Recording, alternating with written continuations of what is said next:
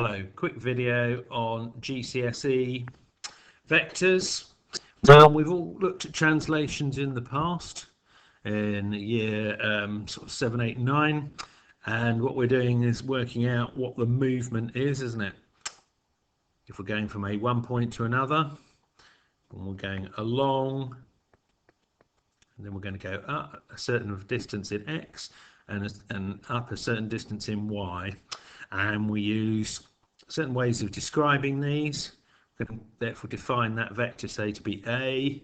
We can write it in this form, that's the most clear one, as x, the x value over the y value. And we've also got this form here where we're going from P to Q, so we write PQ and we put an arrow over the top.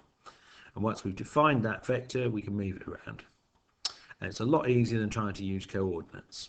Okay, so let's use an example here. If we started at point P, which is 1, 2, and we go to point Q, which is 5, 4, there's our vector.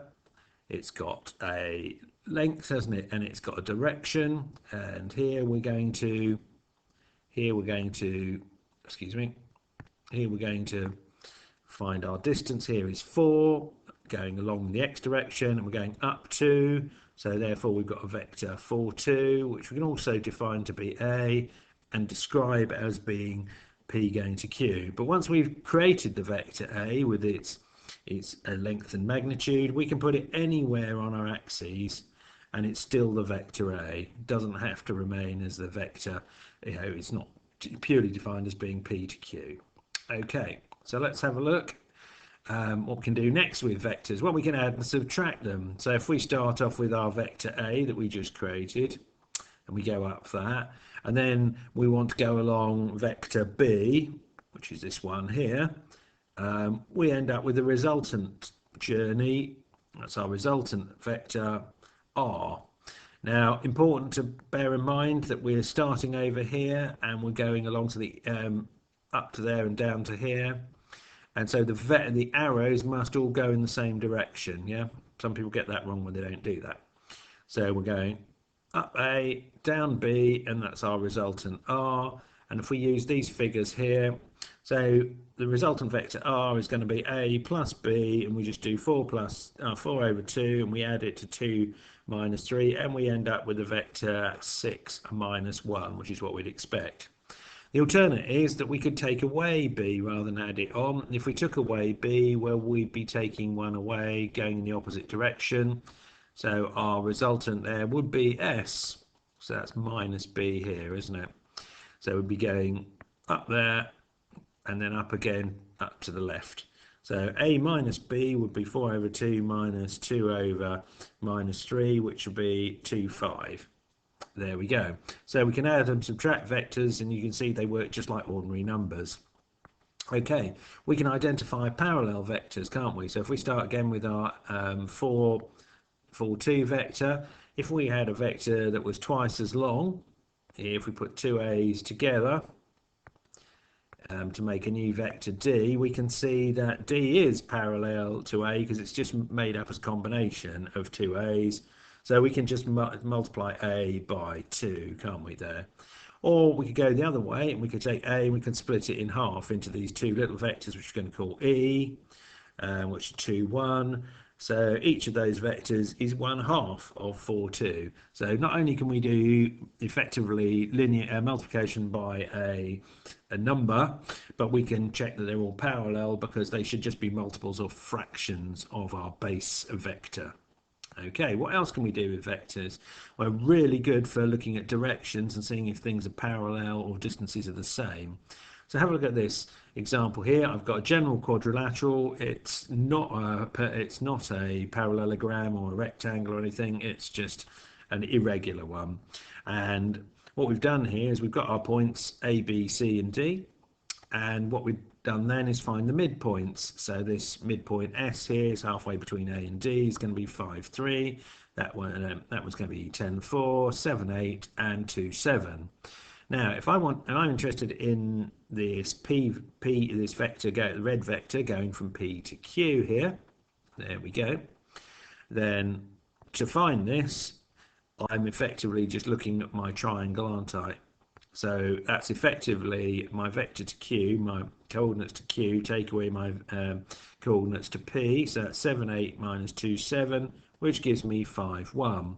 Now, if I want to look at this other red vector here, from S to R, then S to R is going to be my R coordinate 10, 4 minus 5, 1 gives me 5, 3 rather, gives me 5, 1 again. So what have I found is that PQ is the same vector as SR, so not only are they parallel, but they're actually equal. Of course, general terms, that's enough, isn't it, to show that this is a parallelogram. But we could do exactly the same activity here and go from calculate SP and RQ. So SP 5, 3 going up to 2, 7. So that we do that as 2, 7, take away 5, 3.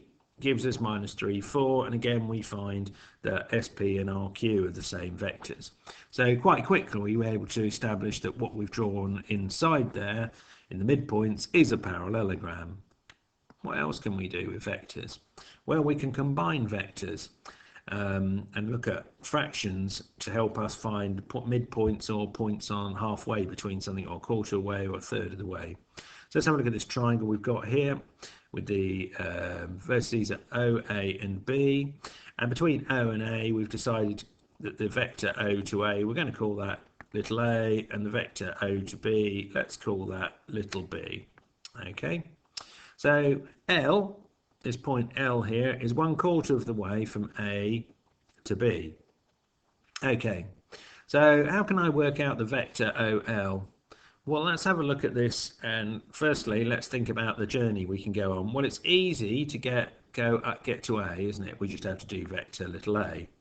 And now we want to go 1/4 of the way to B. So there's our quarter, yeah. What we need to know then is what the vector AB is. Well, what's the vector AB? We can find that fairly quickly by following a journey again. So if we start at A and we go back to 0, so we did a minus little a vector, didn't we, to get there? And then we're going to come forward a plus B. So we've now travelled, haven't we, from A to B, yeah? So that vector there, the vector from A to B, is going to be equal to B minus A, which is what I've written up here for my little purple vector R, which I've called R. Here we go. So there's our vector R. Sorry, it should be in purple, like that, yeah. Now, if we're comfortable with that idea, then we can see that to get to L, we have to again go back up A, and then go 1/4 of the length of this vector R here, yeah. So that's what I've written here. We go up A, and then we go 1/4 of the length R.